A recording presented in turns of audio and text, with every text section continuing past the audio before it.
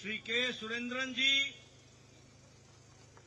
our very senior leader, former President, Shri Kumbhanam Rajshekharan ji, Satpal Singh ji, our District President, Shri Prashant ji, and my dear friends of Wayanad, ladies and gentlemen, and all media persons, print media and electronic media. ये मेरा सौभाग्य है कि मुझे आज चुनाव प्रचार में वायनाड आने का मौका मिला है और आप लोगों ने जिस उत्साह के साथ, जिस उमंग के साथ, जिस खुशी के साथ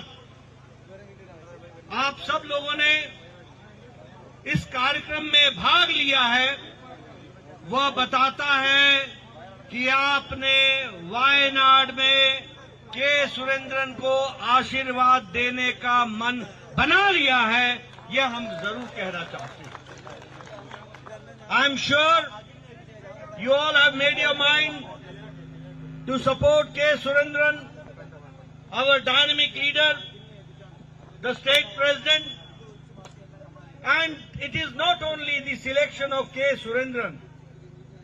ये के सुरेंद्रन का ही चुनाव नहीं है, ये प्रधानमंत्री मोदी जी का विकसित भारत के संकल्प का चुनाव है। This election is taking the responsibility of participating in the development and developed nation by 2047.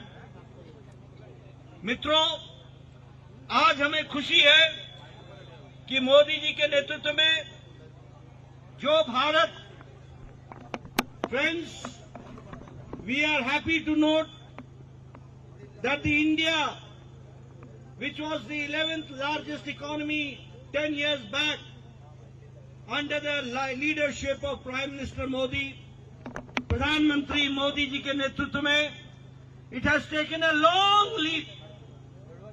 इसने एक लंबी छलांग लगाई है और आज भारत की अर्थव्यवस्था, the Indian economy is the 5th largest economy in the world, 5th largest economy.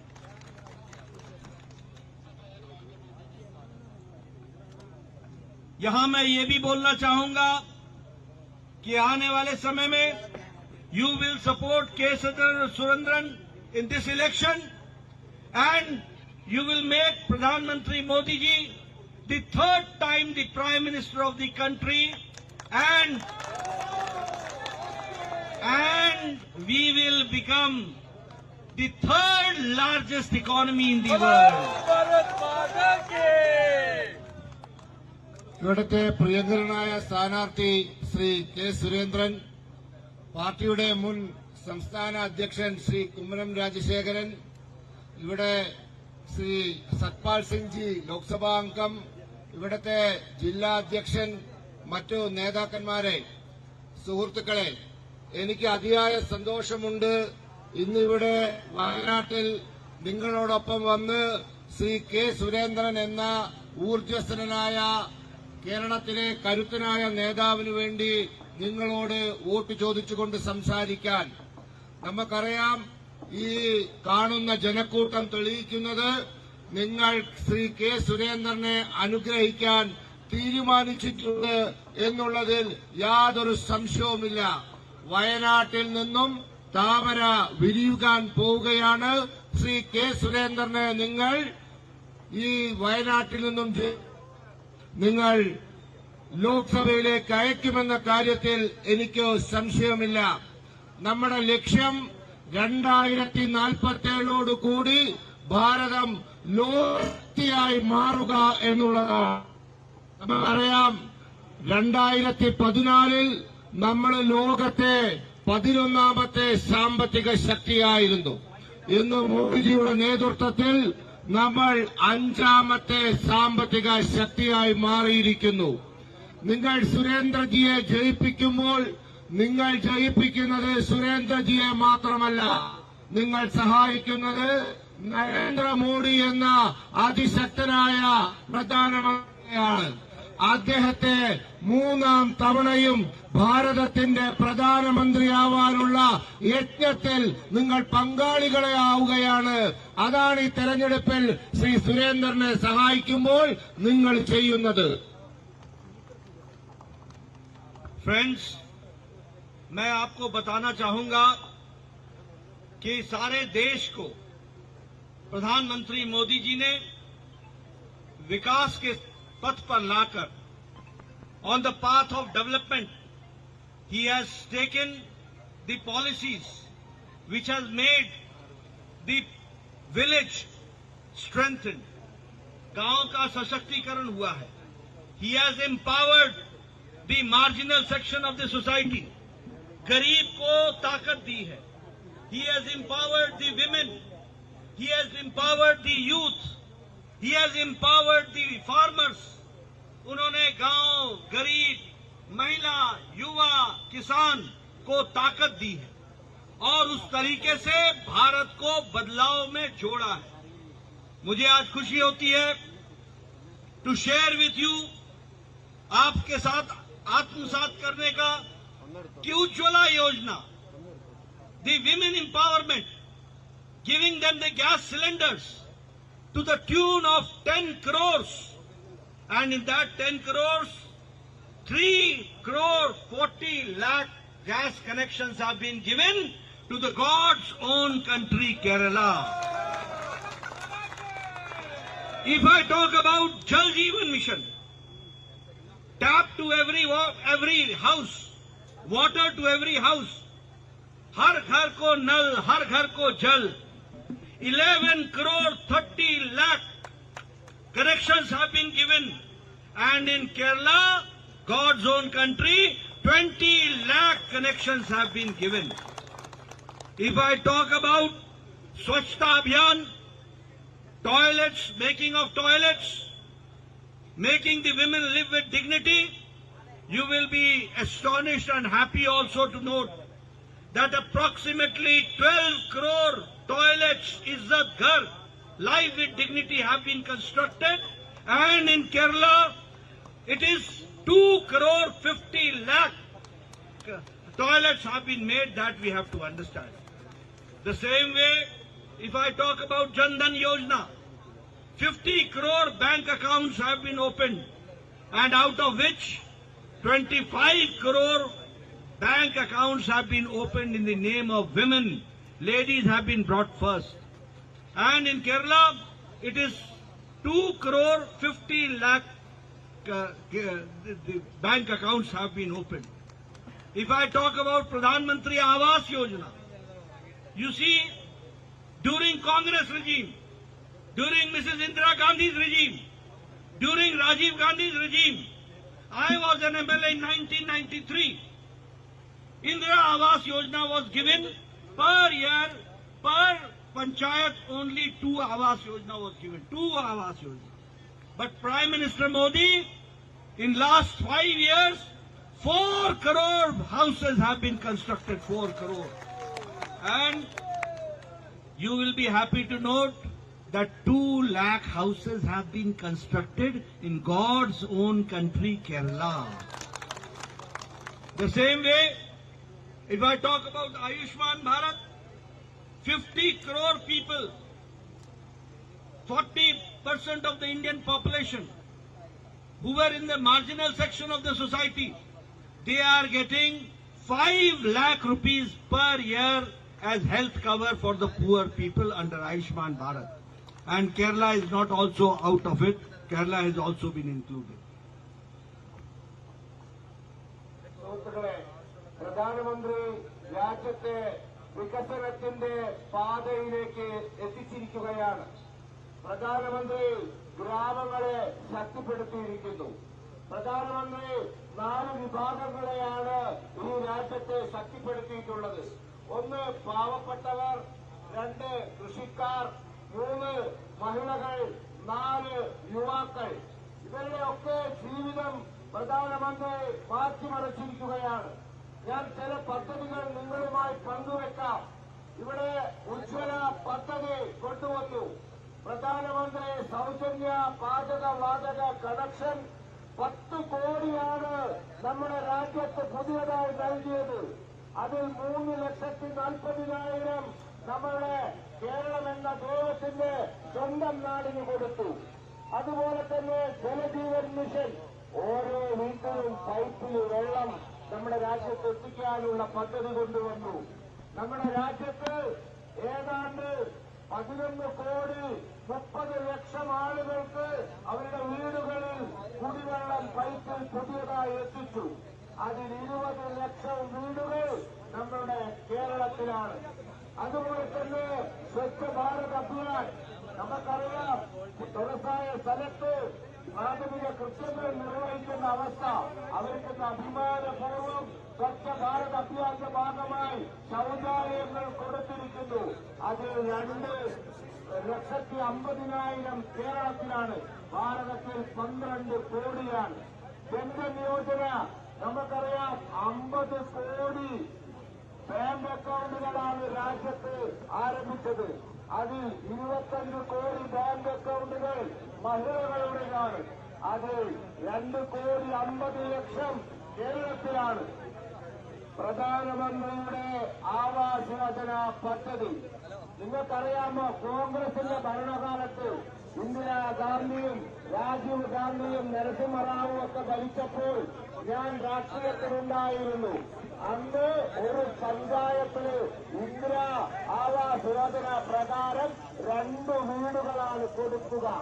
ഇന്ന് നമ്മുടെ ഭാരതത്തിൽ 4 കോടി വീടുകൾ ഈ രാജ്യത്തെ പാവങ്ങൾക്കായി നിർമ്മിച്ചു കൊടുത്തിരിക്കുന്നു. കേരളത്തിൽ 2 ലക്ഷം വീടുകളാണ് നമ്മൾ ആവാസ് യോജന പദ്ധതിയിൽ നിർമ്മിച്ചു കൊടുത്തത്. അതുപോലെ ആയുഷ്മാൻ ഭാരത് ഈ രാജ്യത്തെ ദരിദ്രരായ 80 കോടി ജനങ്ങൾ എന്നുവെച്ചാൽ ജനസംഖ്യയുടെ പകുതി, ആ ജനസംഖ്യയിലെ പകുതിയോളം വരുന്ന ആളുകൾക്ക് വർഷം തോറും 5 ലക്ഷം രൂപയുടെ സൗജന്യ ആരോഗ്യ ഇൻഷുറൻസ് നമ്മൾ കൊടുത്തിരിക്കുന്നു. അത് കേരളത്തിലും നമ്മൾ നടപ്പിലാക്കിയിരിക്കുന്നു. ആ ക്യാമറയുടെ മുമ്പിലുള്ള കൊടികൾ കുറച്ച് അപ്പുറത്തേക്ക് ക്യാമറയുടെ മുമ്പിലുള്ള കൊടികൾ നമ്മുടെ മാധ്യമ സുഹൃത്തുക്കൾക്ക് പരിപാടി കവർ ചെയ്യാൻ സാധിക്കുന്നില്ല. അതുകൊണ്ട് ക്യാമറയുടെ മുമ്പിൽ പിടിച്ചിരിക്കുന്ന കൊടികൾ അപ്പുറത്തേക്ക് മാറ്റണം.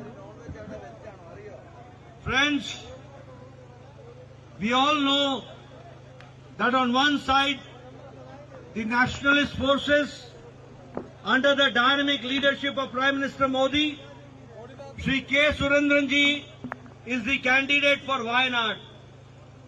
On the other hand, we all know that the leader of Indian National Congress, Shri Rahul Gandhi, is the candidate. I could not understand one thing. मुझे एक बात समझ में नहीं आई कि राहुल गांधी जी को अपने क्षेत्र के लोकसभा छोड़कर यहां वायनाड क्यों आना पड़ा है? What has made him to come to Wayanad?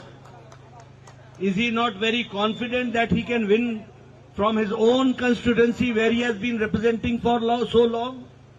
क्या उनको ये भरोसा नहीं है कि वो अपनी पुरानी लोकसभा की कंस्टिट्यूंसी जिससे इतने सालों तक उन्होंने रिप्रेजेंटेशन दिया, वहां से वो चुनाव लड़े? यहां क्यों आना पड़ा?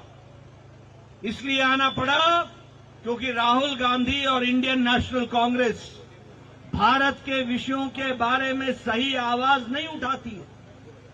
राहुल गांधी परिवारवाद के पोषक है जो प्रजातंत्र के लिए घातक है। Rahul Gandhi believes in dynastic rule which is detrimental for the Indian democracy. Rahul Gandhi हमेशा भ्रष्टाचारियों के साथ मिलकर के चलते हैं और खुद भी कई भ्रष्टाचार के केसेस के सिलसिले में कोर्ट के द्वारा बेल मिलकर के उनको रहना पड़ा है। राहुल गांधी उसी तरीके से अपीजमेंट की पॉलिटिक्स करते हैं, तुष्टीकरण की पॉलिटिक्स करते हैं। He believes in politics of appeasement. So they are the representative of dynastic rule. They are the persons who want that corruption should flourish, and they are the persons who talk about the appeasement, divide and rule, and they believe in vote bank politics. वो vote bank की politics करते हैं। और जब मैं भ्रष्टाचार की बात बोलता हूं तो आप बताइए, राहुल गांधी खुद नेशनल हेराल्ड के केस में बेल पर है कि नहीं है? बोलिए, बेल पर है कि नहीं है? जोर से बोलिए, है कि नहीं है?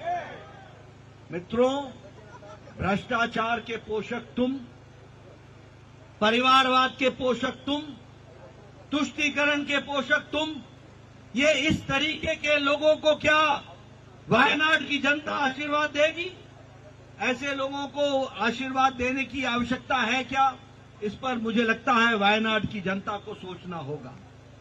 मुझे यह भी कहना है कि सिटीजन्स अमेंडमेंट एक्ट CAA, जो रिलीजियस, हमारे क्रिश्चियन भाई, हमारे सिख भाई, हमारे जैन भाई, हमारे हिंदू भाई जो दूसरे देश, बांग्लादेश, जो अफगानिस्तान, जो पाकिस्तान से निकाल गए हैं, उनको सिटीजनशिप देने में राहुल गांधी और इंडियन नेशनल कांग्रेस विरोध क्यों करती है?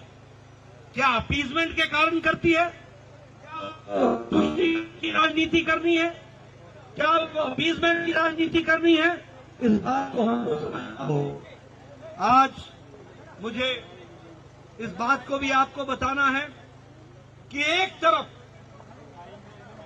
हम श्रेष्ठ भारत, एक भारत की बात को नेहरू जी के नेतृत्व में, प्रधानमंत्री मोदी जी के नेतृत्व में हम कह रहे हैं, एक भारत श्रेष्ठ भारत। और दूसरी तरफ वो लोग हैं जो ऐसे लोगों को प्रश्रय देते हैं।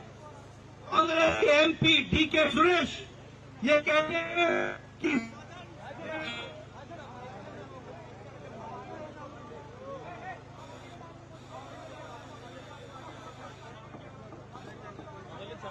सदर्न स्टेट को अलग नेशन बना देना चाहिए, अलग देश बना देना चाहिए। They say that we should make the southern states of separate nations, and Rahul Gandhi keeps quiet. Rahul Gandhi चुप रहते हैं। ये बताता है इनका दोहरा चरित्र। This speaks the double standards that they are keeping, and because of that, I would like to say that such leaders who are having double standards and those who believe in politics of appeasement, they should be shown their way. उनको आपको रास्ता दिखाना चाहिए और उनको good bye कहना चाहिए। ये मैं आपको कहना चाहूंगा।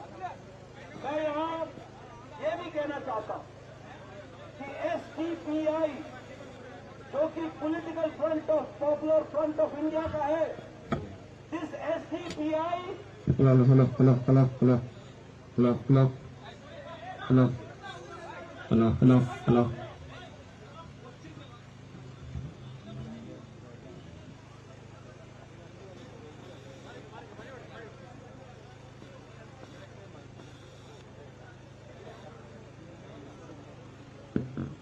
मैं यही कहूंगा कि SDPI जो पॉलिटिकल फ्रंट है PFI का, और PFI which is a banned organization, which is an anti-national organization, जो राष्ट्र विरोधी संगठन है, वो SDPI आज राहुल गांधी और इंडियन नेशनल कांग्रेस को सपोर्ट कर रहे हैं। क्या मतलब है इसका? क्या अर्थ है इसका? और देखिए, बड़े मजेदार बात है कि ये SDPI एक तरफ ये स्टेट के इलेक्शन में, प्रदेश के इलेक्शन में CPM को सपोर्ट करते हैं, और जब देश का चुनाव आता है तो इंडियन नेशनल कांग्रेस को सपोर्ट करते हैं। दैट मीन्स ये बताता है कि CPM और कांग्रेस पार्टी दोनों ही राष्ट्र विरोधी ताकतों के लिए हमदर्द हैं। They are conducive to the anti-national forces, and the anti-national forces are comfortable with Congress party and CPM. That we have to understand. मैं ये बताना चाहूंगा, फिर से बोलना चाहूंगा यहां वायनाड की धरती पर कि एसडीपीआई सपोर्ट करती है प्रदेश के चुनाव में सीपीएम को, और एसडीपीआई जो गैर राष्ट्रवादी संगठन है, पॉपुलर फ्रंट ऑफ इंडिया का पॉलिटिकल पार्टी का है, which is a banned organization, वो सपोर्ट करती है इंडियन नेशनल कांग्रेस को लोकसभा के चुनाव में।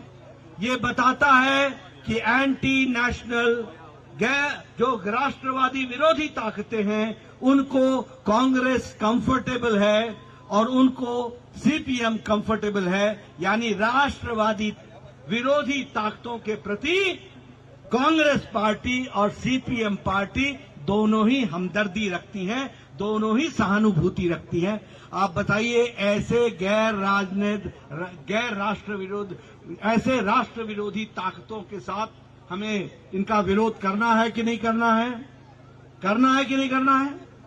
मैं ये भी आपको बताना चाहता हूं, यहां ये भी आपको कहना चाहता हूं कि ये आइडियोलॉजिकली वैचारिक रूप में they have become ideologically bankrupt.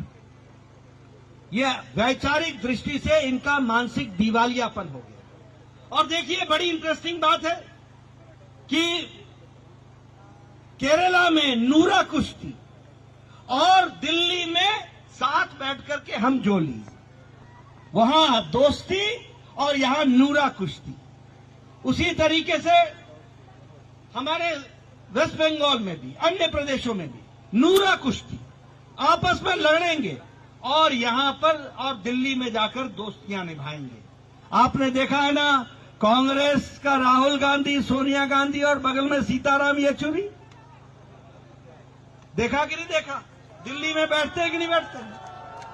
आपने देखा कि नहीं देखा कि यहां पर नूरा कुश्ती और दिल्ली में डी राजा और सोनिया गांधी और राहुल गांधी आपस में साथ में बैठे दिखते हैं कि नहीं दिखते हैं?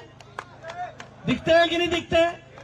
ये ऐसे आइडियोलॉजिकल बैंकरप्ट लोग हैं।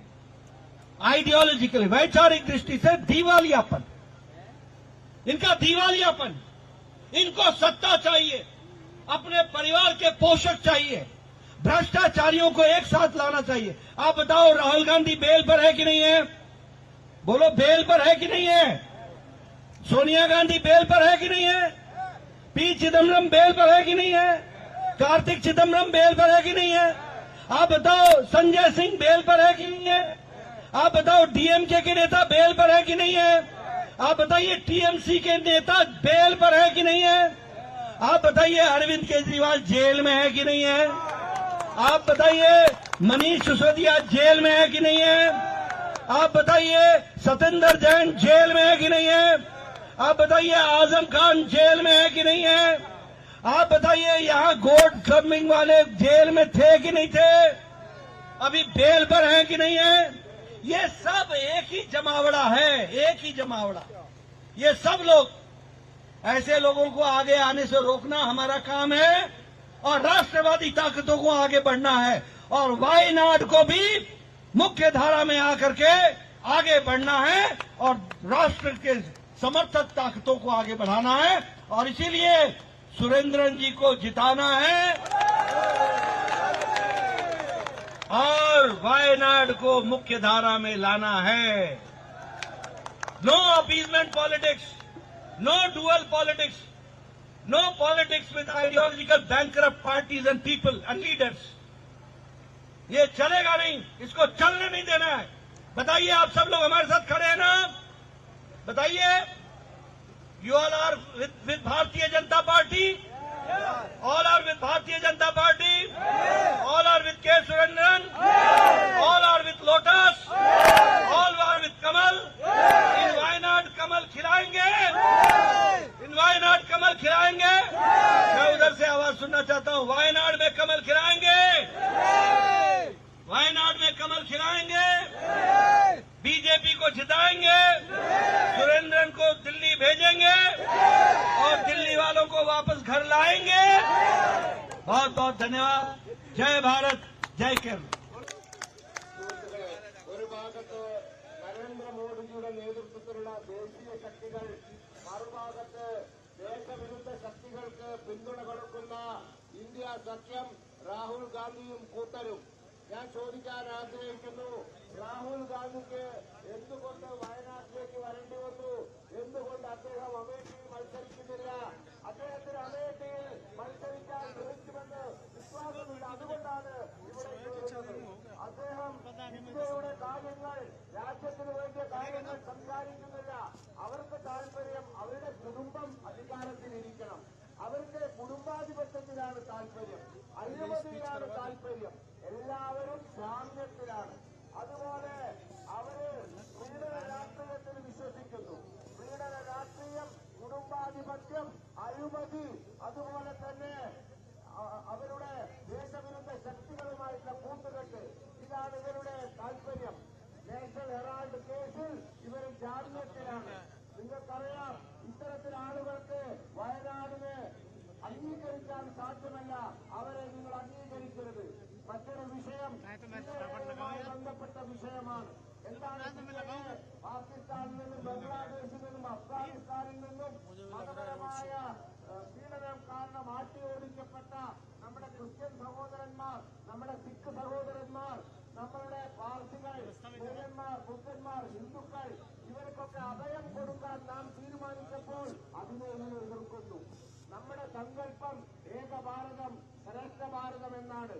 എന്നാൽ കോൺഗ്രസിന്റെ നേതാവ് DK സുരേഷ് കുമാർ പറയുന്നു, ദക്ഷിണ ഭാരതം ഒരു വേറെ രാജ്യമാവണമെന്ന്.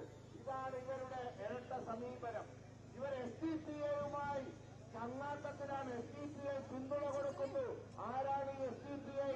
നിരോധിക്കപ്പെട്ട ദേശവിരുദ്ധ ശക്തിയായ പോപ്പുലർ ഫ്രണ്ടിന്റെ രാഷ്ട്രീയ പ്രസ്ഥാനമാണ്. അതുകൊണ്ട് ഇവര് ഈ തരത്തിലുള്ള ആളുകളുടെ പിന്തുണയിലാണ് മത്സരിക്കുന്നത്. SDPIക്കാർ സംസ്ഥാന തെരഞ്ഞെടുപ്പിൽ CPMനെ സഹായിക്കുന്നു, ദേശീയ തെരഞ്ഞെടുപ്പിൽ കോൺഗ്രസിനെ സഹായിക്കുന്നു. അതാണ് ഇവിടുത്തെ അവസ്ഥ. ഇവിടെ കോൺഗ്രസുകാരും കമ്മ്യൂണിസ്റ്റുകാരും തമ്മിൽ മത്സരിക്കുന്നു. ഡൽഹിയിൽ യോഗ്യത്തിലാണ്, പശ്ചിമ ബംഗാളിൽ സഖ്യത്തിലാണ്, തമിഴ്നാട്ടിൽ സഖ്യത്തിലാണ്. സോണിയാഗാന്ധിയും സീതാറാം യെച്ചൂരിയും D. രാജനുമൊക്കെ ഒരുമിച്ച് നിൽക്കുന്ന ചിത്രം നാം കണ്ടിട്ടുണ്ട്. ഇവർ ഡൽഹിയിൽ ദേശീയം, കേരളത്തിൽ ദേശീയമാണ്.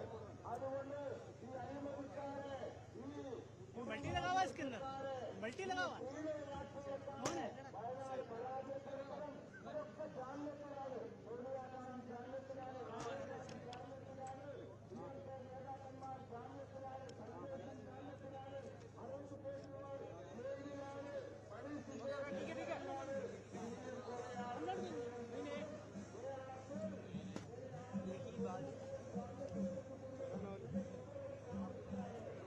കെ സുരേന്ദ്രൻ ഇതാ ഈ തെരഞ്ഞെടുപ്പ് അങ്കത്തട്ടിൽ വയനാടിന്റെ ശബ്ദമായി മാറുവാൻ, പാർലമെന്റ് മന്ദിരത്തിന്റെ പാന്താവിൽ വയനാടിന്റെ വികസനം ചർച്ചയാക്കി മാറ്റുവാൻ കെ സുരേന്ദ്രനെ വിജയിപ്പിച്ച് ഇനി വയനാടിനെ നയിക്കട്ടെ. പഴശ്ശിപ്പെരുമയിലുണരും വയനാട്,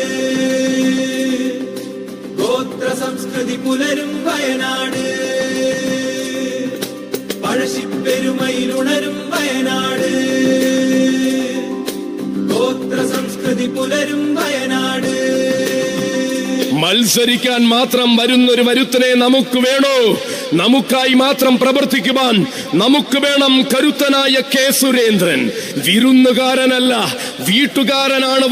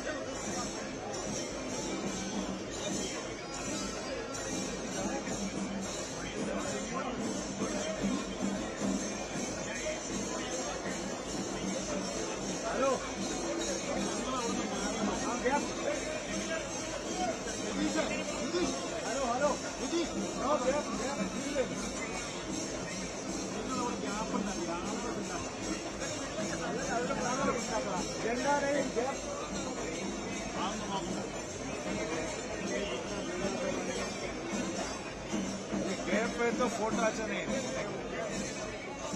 इसको